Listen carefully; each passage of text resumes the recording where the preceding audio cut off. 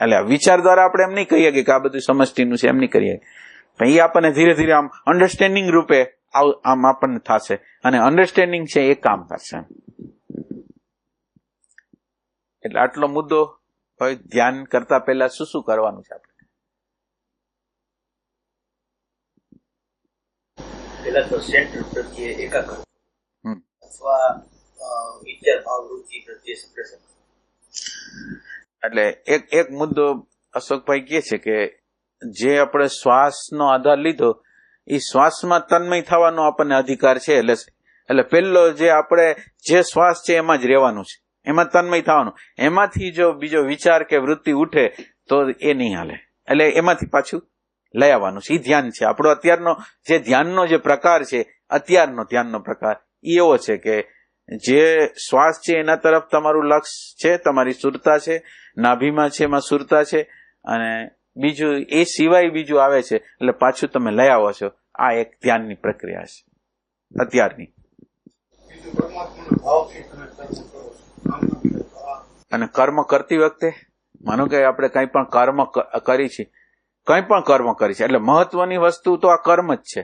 કર્મ જેવું શરૂ કરીને એટલે આપણે અંદર આ કર્મ છે, ખરેખર અંદરથી સંતુષ્ટિ ક્યારે મળશે કે કર્મની અંદર આપણી પ્રેઝન્સ આવશે ને ત્યારે. કર્મ સારી રીતે, એટલે અત્યારે સારી રીતે કર્મ નથી કરતા, ભૂત ભવિષ્ય, ટેન્શન, ચિંતા, અત્યારે એનો બોજો, અત્યારે મારે બીજું કામ કરવાનું છે એનો બોજો અત્યારથી મને હાલી રહ્યો છે. એ બધી પ્રતીતિઓ જે થશે એ મને વર્તમાનમાં થશે, અને આ પ્રતીતિઓ ધીરે ધીરે ધીરે નીકળી જાય તો કર્મની કુશળતા કહેવાય.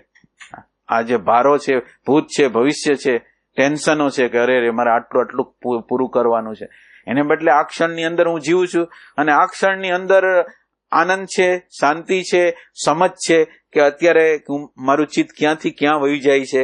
હવે એને ધીરે ધીરે ધીરે એ જે મન છે એ જોવા દ્વારા ડિસિપ્લિનમાં આવશે, શિસ્તમાં આવશે, કે આ ભૂતમાં જતું અટકી જશે, ભવિષ્યમાં જતું અટકી જશે, આગળનું ચિંતન કરતું અટકી જશે કે ભાઈ આ ક્ષણ જ મારા હાથમાં તો આ ક્ષણ જ છે, અને આ ક્ષણ મને જીવતા આવડી જશે તો બીજી ક્ષણ જીવતા આવડવાની જ છે.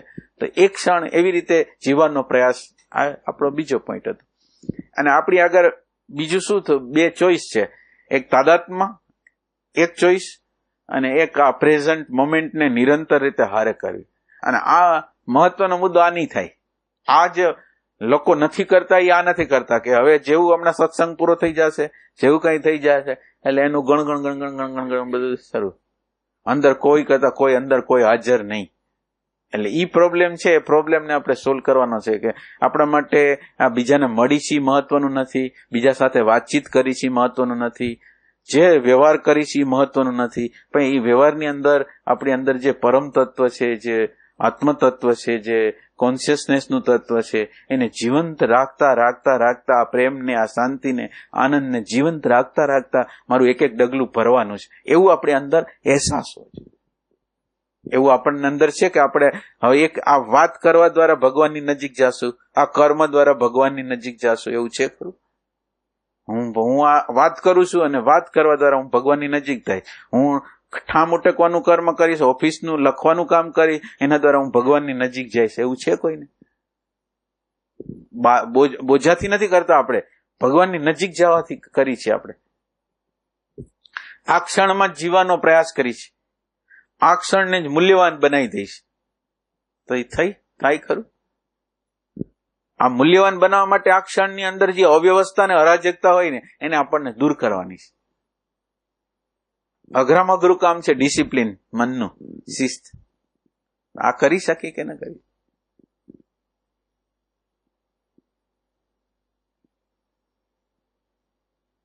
આ ક્ષણે તમે જે કરો છો ને, જે કંઈ કરો છો, તમે ખાલી શીશીને ઢાંકણું બંધ કરો છો ને, એના જેવું ભવ્ય કર્મ આ વિશ્વની અંદર ક્યાંય નથી. અત્યારે ઠામ ઉટકવાનું કરો છો એના જેવું ભવ્ય કામ આ વિશ્વમાં ક્યાંય નથી. આ બ્રહ્માજી જેવું જ કર્મ છે. બ્રહ્માજી જે સર્જન કરવાનું કર્મ કરે છે એવું જ કર્મ છે. એવો આપણને ભાવ થાય કર્મ પ્રત્યે કે આ કર્મની ક્વોલિટી આવી છે. આપણું આ દરેક કર્મ છે એ દિવ્ય છે, અને દરેક કર્મ છે એ પરમાત્માની નજીક જવા માટે છે. આ જે કર્મ આપણે કરી રહ્યા છીએ એ પરમાત્માને નજીક જવા માટે કરે. પરમાત્માને નજીક જવું એટલે શું? માનો કે આપણે પરમાત્માની નજીક ગયા, એની સાબિતી શું? તો કે પ્રેમને બરાબર જાળવી રાખ્યો, ભાનને બરાબર જાળવી રાખ્યું, શાંતિને બરાબર જાળવી રાખી, કેન્દ્રમાં શાંતિ, કેન્દ્રમાં પ્રેમ, કેન્દ્રમાં દ્રષ્ટાપણો રાખી અને જીવનનો વ્યવહાર, અને એના દ્વારા મારી અંદરના રાગ, દ્વેષ, કરુણા, ભય બધું પ્રગટ થાય. એ પ્રગટ થાય અને હું સમજું, એને શાંત કરું. આ ભગવાન તરફની ગતિ છે મારી.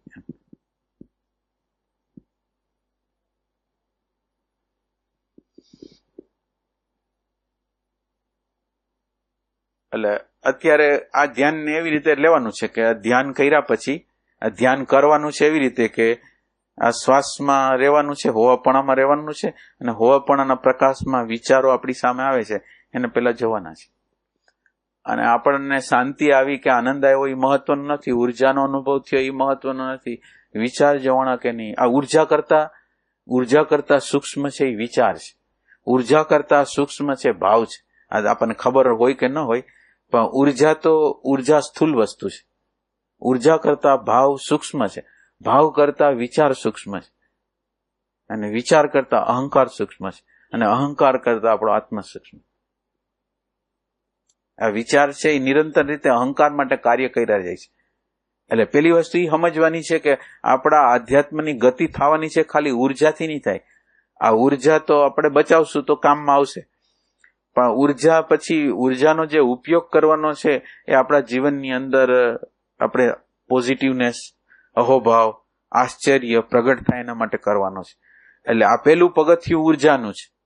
બીજું પગથિયું છે એ આપણે વ્યવહારમાં જયારે જાય છે ત્યારે નેગેટિવિટી, આપણો એપ્રોચ, આપણો દ્રષ્ટિકોણ, કોઈ પણ વસ્તુ ઘટના બનતી હોય ત્યારે નેગેટિવ છે કે પોઝિટિવ છે.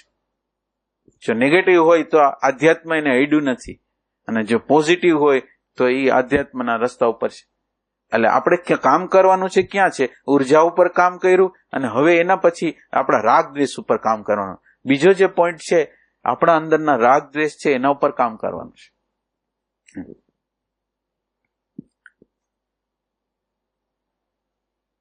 મારું સેલ્ફ સેન્ટર છે, રાગ દ્વેષ એટલે શું? સેલ્ફ સેન્ટર છે, અને મારે સેલ્ફ સેન્ટરને છોડવાનું છે.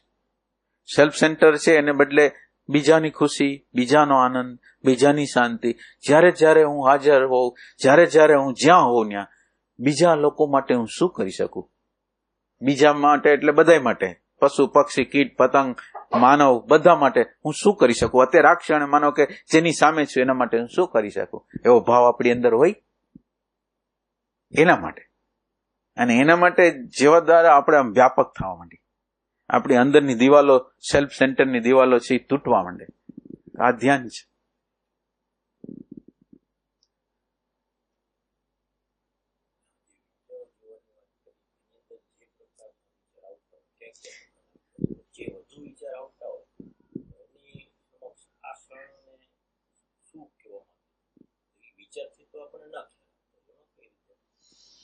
એટલે એમાં તો છે ને પ્રકાશ જેમ વધે ને એમ એ પ્રકાશ જ કહેશે.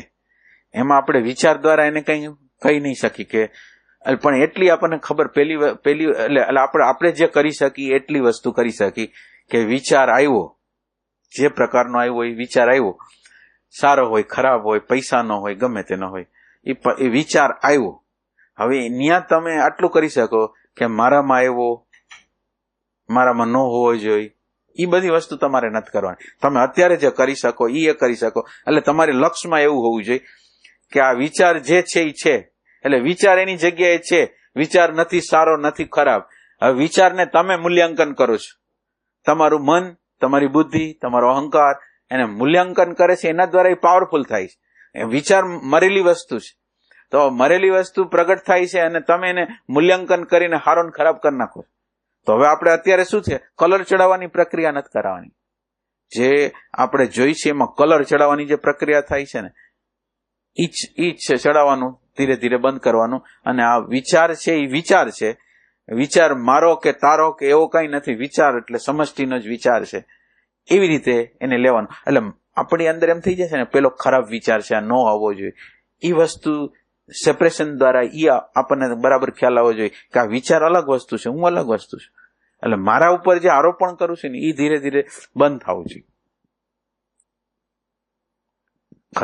ખરેખર સેપરેશનનો અર્થ જ એવો છે, તમે ગમે એવી અવસ્થામાં હો પણ તમને એમ ન થાય કે મારામાં છે, એવું તમને થાય જ નહીં. હવે તમને ન થાય તો તમને કોણ દુઃખી કરવાની તાકાત કોની છે? માનો કે વિચાર આવ્યો છે અને તમને બરાબર સ્પષ્ટ અન્ડરસ્ટેન્ડિંગ છે કે આ વિચાર મારો છે જ નહીં, તો તમને એ દુઃખી કરીને ગયો, સુખી કરીને કે દુઃખ કે સુખ કાંઈ ન આપ્યા. સારો વિચાર હતો તોય ન આપ્યા, ખરાબ વિચાર હતો તો પણ ન આપ્યા. એટલે આપણા દુઃખની જે ચાવી છે આ જગ્યાએ છે. આપણે દુઃખી કે સુખી જે થાય છે એનું કારણ શું છે? તો કે આ જે મૂલ્યાંકન કરવાની જે પ્રક્રિયા છે, તાટસ્થતા છે, ગુમાવવાની જે પ્રક્રિયા છે, એના દ્વારા છે.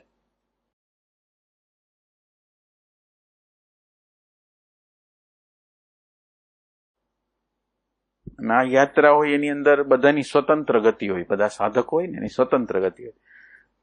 કોકને અત્યારનો કાળ બહુ સારો હાલતો હોય તો કોક ફાસ્ટ જતું હોય, કોકનો કાળ એટલે બધા અણુ પરમાણુ વિપરીત રીતે ઉખડા હોય તો એવી રીતનો કાળ જાતો હોય. એટલે કોઈ આગળ જાય છે, કોઈ પાછળ જાય છે, મહત્વ નથી. આજ આગળ છે, કાલ પાછળ છે, કાલ પાછળ છે, અત્યારે પછી આગળ થઈ જશે. એટલે બધાએ પોતાની યાત્રા યુનિક, પોતાના સંસ્કારો મુજબ, પોતાના અણુ પરમાણુ મુજબ કરવાની છે. એમાં આમ કમ્પેરિઝન નથી કરવાની કે આ વ્યક્તિ આગળ છે, આ વ્યક્તિ. તમને એવું લાગે કે આ વ્યક્તિ હમણાં આગળ વહી જશે એવું લાગતું હોય ને, એ એટલા જન્મ પાછળ વહી જાય ને કે ખબર જ ન પડે કે આ વ્યક્તિ આમ કેમ છે. એટલે આની અંદર ઈ ટાઈપનો વિચાર કરવાની જરૂર નથી કે કોઈ આગળ આપણાથી છે. એ કઈ નથી. એ યુનિક છે, યાત્રા યુનિક છે. એને કેવું ઓબ્સ્ટેકલ આવશે ને એને કેવી રીતે ફેસ કરશે ને કેવી રીતે પાછા અટવાઈ જાય કઈ ખબર નથી.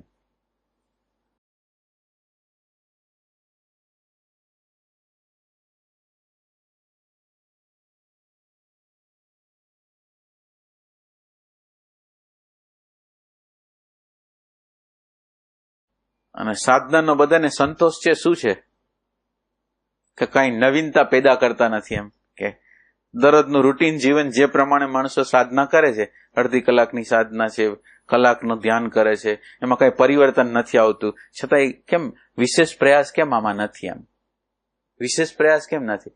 હમણાં વેકેશન પડે તો, હમણાં રજા પડે તો બધા ફરવા જશે, પણ કોઈ એવો વિચાર કરે છે કે આ જે મારી અંદર કઈ કામ નથી થતું એના માટે વિશેષ સમય આપવું, એમ કેમ નથી થતું? મને માનો કે રજા મળી, મને સમય મળ્યો તો મારા અંતરને જોવા માટે નહીં, બહારની પ્રકૃતિને જોવા માટે જ આપું. બહારની પ્રકૃતિને આપો તમે, પણ આને તો તમે ગણના જ કરતા નથી. બહારની પ્રકૃતિને જુઓ, બહારની પ્રકૃતિને અત્યાર લગીને જોઈ છે, એમાં આપણી ક્વોલિટીમાં તો ફેર નથી થયો. આપણું મન જેવું અત્યારે ભયભીત છે, બહાર જશે, જે જગ્યાએ જશે, જેવું મન હશે ને એવું જ રહેવાનું, એમાં કોઈ ચેન્જીસ નથી આવવાનું. એ જે પ્રકૃતિને, બહારની પ્રકૃતિને જોશે પોતાના માપદંડથી જોવાનું છે, એના દ્વારા કઈ ફેરફારો થતા નથી. થાય છે શું?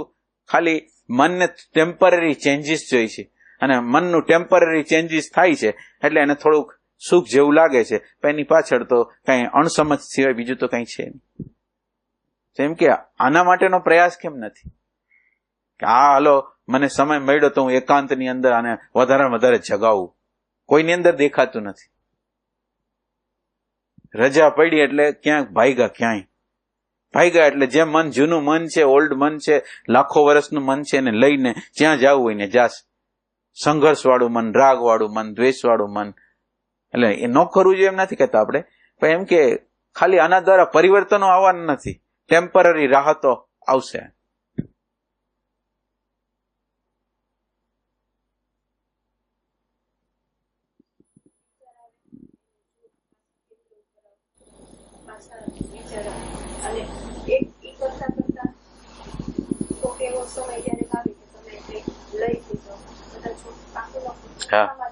હા.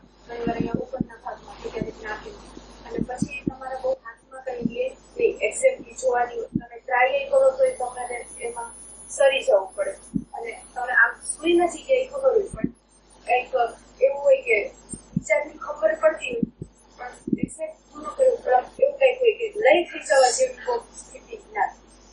પ્રશ્ન એ છે કે એ ધ્યાનની વસ્તુ જે છે એ જ વસ્તુ જયારે આપણે કર્મ કરીએ છીએ, હું ઊભી થઈ ગઈ છું રસોડા, તો એવું લઈ થઈ જવા વાળી કોઈ વસ્તુ કર્મ કરતા કરતા હોય જ નહીં. એમાં જાગૃતિ જ એક જ રીત હોય કે મને હું આ કરું છું એની મને ખબર નથી લઈ, જેમ આપણે ધ્યાનમાં કોક આપણું જાણે સામે જે લઈ લેતું હોય ને એવું લાગે, કર્મ કરવામાં ક્યારેય એવી ફિલિંગ ન આવે, બહુ એવી ખબર પડે કે આપણી અંદર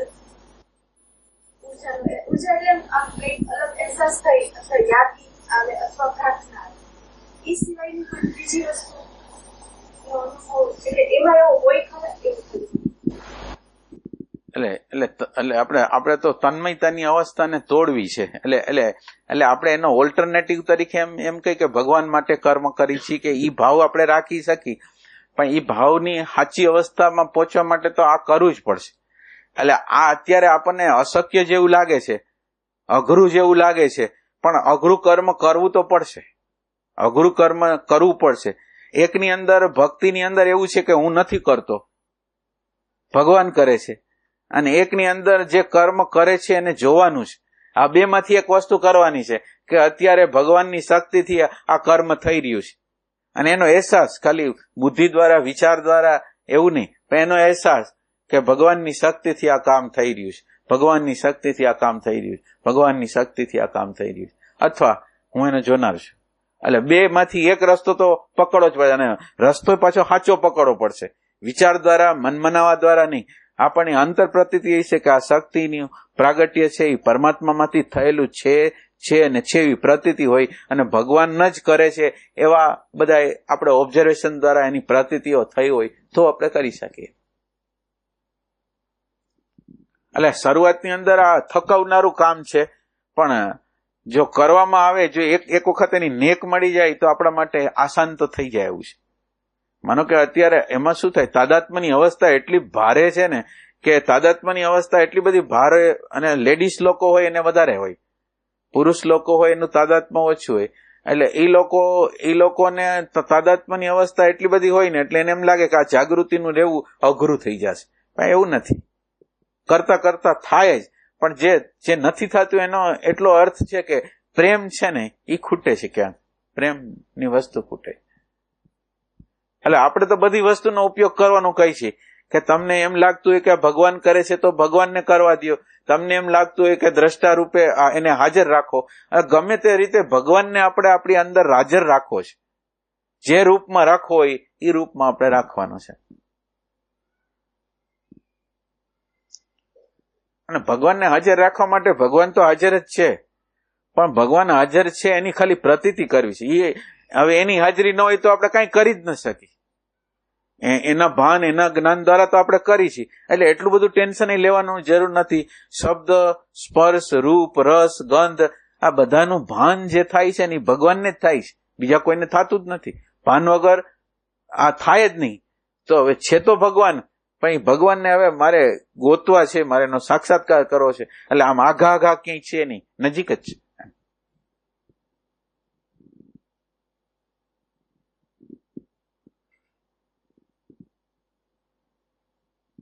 અને બીજું કઈ ન આવડે તો આપણા જીવનની અંદર નિરંતર રીતે પ્રેમ પ્રગટ રાખવો. ચાલો, આ દ્રષ્ટાનો ભાર લાગતો હોય, બીજાનો ભાર લાગતો હોય, મારે પ્રેમ જ રાખવો છે. હવે પ્રેમને અટકાવનારું પરિબળ જેવું પ્રગટ થાય એની સામે આપણે કામ કરવાનું. જે રીતે આપણને અનુકૂળ આવે એ રીતે કરવાનું. માનો કે હવે આપણને થાય કે આ તો બહુ અઘરું છે, તો અઘરું નથી તો હેલું કરી પ્રેમ. આ પ્રેમને અટકાવવાનું સ્વાર્થનું કેન્દ્ર જેવું આવે, આગ્રહનું કેન્દ્ર આવે, માન્યતાનું કોઈ કેન્દ્ર આવે તો એના ઓવરકમ કરવાનું. પ્રેમે આની હારે તાદાત્મ્ય નહીં કરવાનું, તો એ કરી શકીએ. એમ કે આપણને આપણા જીવન પ્રતિ પ્રેમ હોવો જોઈએ, કે આપણા જીવનના સંઘર્ષો, તણાવો, પ્રેમ રહિત અવસ્થાઓ, આપણો કોઈ પણ પ્રશ્નને ફેસ ન કરવાનો ભય, આ બધી વસ્તુને હું કાઢવા માંગુ છું. એવું અંદર ક્લિયર, આપણે અત્યારે ક્લિયર નથી એટલે આપણને આ બધા પ્રશ્ન છે. બાકી ક્લિયર હોય કે મારે આ કાઢવું જ છે તો તમારો રસ્તો ચોખ્ખો જ થઈ ગયો. આમાં બીજું કઈ છે નહીં. અને આમાં સાબિતીની જરૂર નથી. તમારી જયારે પ્રેઝન્સ હોય છે ત્યારે પ્રકાશ ન વધારે હોય તો તમે મને કહેજો. તમે જયારે પ્રેઝન્સમાં ન હો ત્યારે તમારી અંદર ઓછામાં ઓછો પ્રકાશ હોય તમે જોઈ લ્યો. આમાં કઈ કહેવાનું નથી. અને ઈ જ ભગવાન છે. આ પ્રેઝન્સ છે ઈ જ ભગવાન છે. હવે આ ભગવાનને આપણે પ્રેમ કરી. પેલા બધા રામ કહેતા, કૃષ્ણ કહેતા. અત્યારનો જે યુગ છે એવો કોઈ દી યુગ નહોતો કે એની અંદર ડાયરેક્ટ રીતે ઈશારો કરવામાં આવે છે કે આ જ ભગવાન. ઉપરના લેબલ કાઢી નાખ્યા છે અત્યારે કે અત્યારે આજે આ વર્તમાન ક્ષણ છે એ ભગવાન છે, લેબલ વગરનો ભગવાન છે આજ. અને એટલે એને ગોતવા માટે એટલી બધું કઈ કરવાનું નથી, ખાલી પ્રેઝન્ટ મોમેન્ટને અને પ્રેઝન્ટ મોમેન્ટને ખાલી થોડા સમય માટે ચિંતન મનન કરો કે આ પ્રેઝન્ટ મોમેન્ટ કેટલી બધી મહત્વની વસ્તુ છે, સાક્ષાત ભગવાન છે. તો આ ભગવાન મારી હારે હોય તો પછી મને શું ચિંતા હોય, એ રીતે પણ આપણે ચાલુ કરી શકીએ. એમ આપણે એને મનનની જરૂર છે. એમ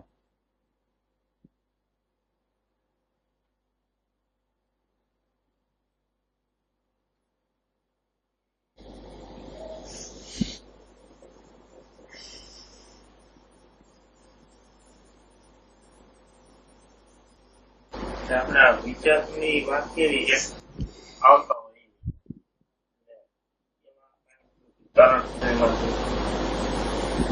એની કઈ વાત કરી. પછી બીજા એક આપણે આમ શરૂ કરી છે, અમુક રૂચિના હોય, અમુક ભગવાન વિશેના હોય, એના પ્રશ્નો હોય, એ બધા ઈ જે વિચાર રહ્યા ઈ એમાંથી જ આવતા હોય કે ઈ કઈક અલગ પ્રકારથી આવતા હોય? એટલે અલગ પ્રકાર ત્યારે કેવા છે, અલગ પ્રકારનો વિચાર ત્યારે કેવા છે, એટલે લગભગ વિચારો છે એ જ્ઞાતની હારે જોડાયેલા હોય. હવે એક અજ્ઞાતનો વિચાર, અગ્નિનો વિચાર જે કહેવાય, એ વિચાર એવો છે કે એની ઈ તમને, જો તમે દાખલા તરીકે તમારી અંદર એક પ્રશ્ન કર્યો કે આત્મા શું છે, આત્મા શું છે, હું કોણ છું, હું કોણ છું, હું કોણ છું, આ વિચાર તમે રાખો. અને આ વિચાર કરતા તમને કંઈક એવું તમારી અંદર ભરેલું હતું, એમાંથી એક જવાબ આવ્યો, અને જવાબ એવી રીતે બહુ વ્યવસ્થિત આવ્યો કે તમને એમ લાગે કે આ સાક્ષાત્કાર છે. તો તમને એમ લાગ્યું કે હું કોન્શિયસનેસ છું, હું ભાન છું. એ અંદરથી આવ્યો જવાબ. તો હવે અંદરથી આવ્યો એ જવાબ તો જ્ઞાતમાંથી આવ્યો. હવે આ જ્ઞાતમાંથી આવ્યો કે અજ્ઞાતમાંથી આવ્યો, એને આપણે કેવી રીતે જુદું પાડી શકશું? એટલે વિચાર એટલે પ્રશ્ન, અને પ્રશ્ન જેટલી તીવ્ર માત્રામાં હોય અને ઓથેન્ટિક હોય પ્રશ્ન, કે આ પ્રશ્નનો મારે જવાબ જોઈ છે અને હું ભ્રમણા દ્વારા સ્વીકારીશ નહીં આને, પણ મારે આનો પ્રશ્નનો જવાબ જોઈ છે. તો ઈ જે પ્રશ્ન છે એ આત્મામાંથી આવે, એમ્પ્ટીનેસમાંથી આવે, શૂન્યતામાંથી આવે. અને ઓલા જે વિચારો હોય એ જ્ઞાતમાંથી આવે. પણ એનું વિભાજન કરવું બહુ અઘરું છે. એમ ઘણા લોકો કુંડલીની શક્તિ જાગી ગઈ એવા ભ્રમ થઈ જાય, કેટલાક લોકોને પરમાત્માનો સાક્ષાત્કાર થઈ ગયો, આબેહૂબ દેખાડે, તમને એવું દેખાડે કે તમને સાક્ષાત્કાર જેવું થઈ ગયું, ભ્રમણા જ હોય ખાલી. એટલે મન એટલું બધું પ્રોજેક્શન કરી શકે એમ છે કે હવે તમે ઈમાનદાર છો કે નહીં, એ મહત્વની વસ્તુ છે.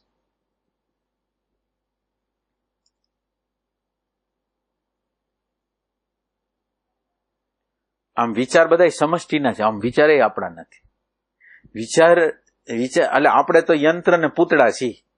મારી અંદર કામનો, ક્રોધનો, લોભનો, મોહનો, ભયનો વિચાર જે તે સમયે સ્વાર્થનો, કપટનો, લોભનો, લુચ્ચાઈનો વિચાર આવે, હાવી થાય અને કર્મ કરાવી દે. તો હાવી થાય, કર્મ કરાવી દે, એ બધા અણુ પરમાણુનો ખેલ છે. આપણે તો પૂતળા જેવા, કોઈ હાજર જ નથી અંદર ઘરમાં. તો આ જે ઘટના ઘટી જાય છે એવી રીતે ઘટી જાય છે કે જેમાં આપણી કોઈ હાજરી જ નથી. એને કબજો કરી લીધો, એને જે કરવું હતું કરી લીધું. એટલે આની અંદર વિચાર એટલે તો એવો વિચાર હોવો જોઈએ કે જ્યાં લગીને જવાબ ન આવે ને ત્યાં લગીને અંદર બેચેની બહુ થાય. એનો જવાબ જ્યાં લગે એટલી બધી બેચેની થાય, તમને જીવવું આમ આકરું થઈ જાય, એ ટાઈપનું થાય. તો તમારે સમજો આ વિચાર સાચો છે. એમ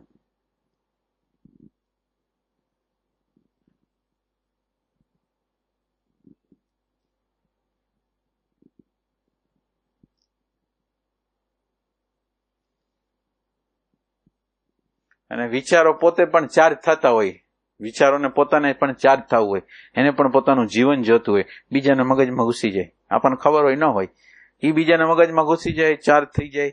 ક્રોધ હોય તો ક્રોધ ચાર્જ થઈ જાય, લોભ હોય તો લોભ ચાર્જ થઈ જાય, શાંતિ હોય તો શાંતિ ચાર્જ થઈ જાય. એ આપણને, એ તો આગળના સ્ટેજમાં જેમ આપણે જાય એમાં આપણે જેટલા અંદર શાંત થતા જાય એટલા અંશમાં પછી આપણને એવું ખ્યાલ આવે કે આ વિચારનો હલ્લો બહુ વધારે છે. વિચારનો હલ્લો એટલે ત્યાં લગીને તમને માંદાવત પાડી દે, બીમાર પાડી દે, તમને બધું કરાવી દે.